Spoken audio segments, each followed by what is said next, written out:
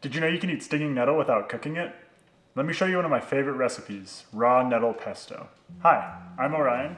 I've been a forager for most of my life and a wild food educator for the last 10 years. My goal on this channel is to create a connection to nature through food, whether that's teaching you how to forage or simply providing inspiration through my cooking.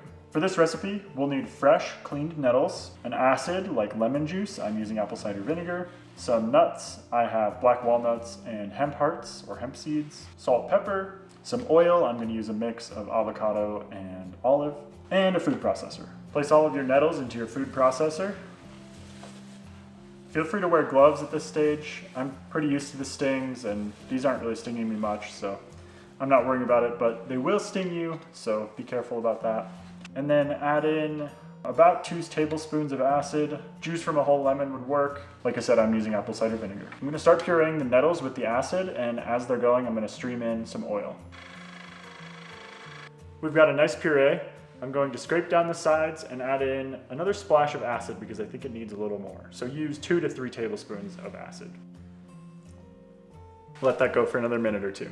For each cup of the puree, I'll add in around half a cup of nuts. Once those are pureed in, I'll add salt and pepper to taste. At that point, the pesto can be finished. I'm gonna add in a few optional ingredients, which is some garlic and some grated Parmesan cheese. I'm also adding the garlic in at this point.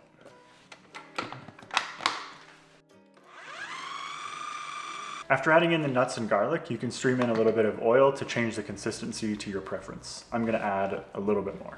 Salt, fresh cracked pepper, and our cheese.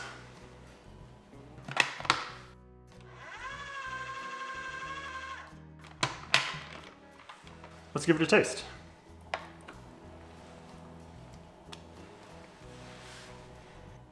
It's perfect. Doesn't need any more salt. That's what I was testing for.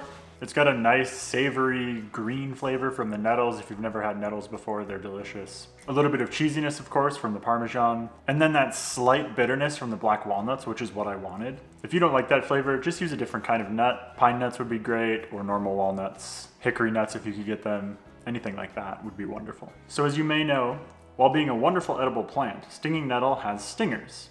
In other applications, these are normally neutralized by heat, and so you don't need to worry about the stingers. But if you want to eat them raw, you need to pulverize them to break the stingers, and adding acid helps as well. So this method of using a food processor and apple cider vinegar or lemon juice works great. I promise you won't get stung if you try this. You can store this pesto in the fridge for a week or 2. I like to use a jar. It goes great on anything that you would normally use a pesto for. I really like using it as the base sauce for pizzas and mixing into pastas. So let's make some pasta with it.